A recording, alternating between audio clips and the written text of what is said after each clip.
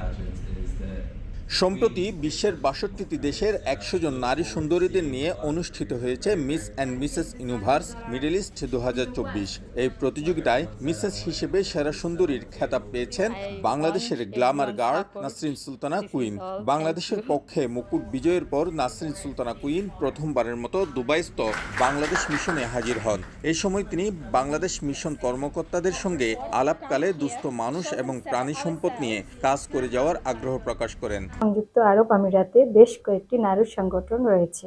তারা নারীদের বিভিন্ন উন্নয়নমূলক কাজ করে থাকে নারীদেরকে নিয়ে।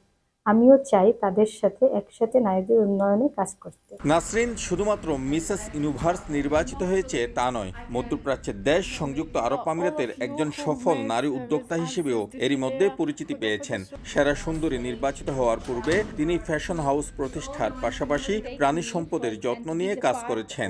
আগামীতেও তিনি পশু পাখি নিয়ে কাজ করতে চান বলে জানান। পাশাপাশি আন্তর্জাতিকভাবে বাংলাদেশি নারীদের অগ্রগামী করতে গ্লোবাল প্ল্যাটফর্মগুলো কাজে লাগাতে চান নাসরিন। সে বাংলাদেশের জন্য কাজ করে যাচ্ছে, বাংলাদেশের সুনাম বয়ে এনেছে এবং একজন নারী হিসেবে সে নারীদের উন্নয়নে আরও সৃজনশীল এবং ক্রিয়েটিভ ইনিশিয়েটিভ সে নেবে এবং সেসবের সাথে সে ইনভলভ থাকবে, এটাই প্রত্যাশিত।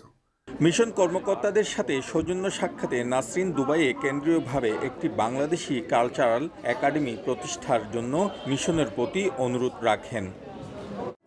শিবলাল সাদিক, সময় সংবাদ, সংযুক্ত আরব আমিরাত।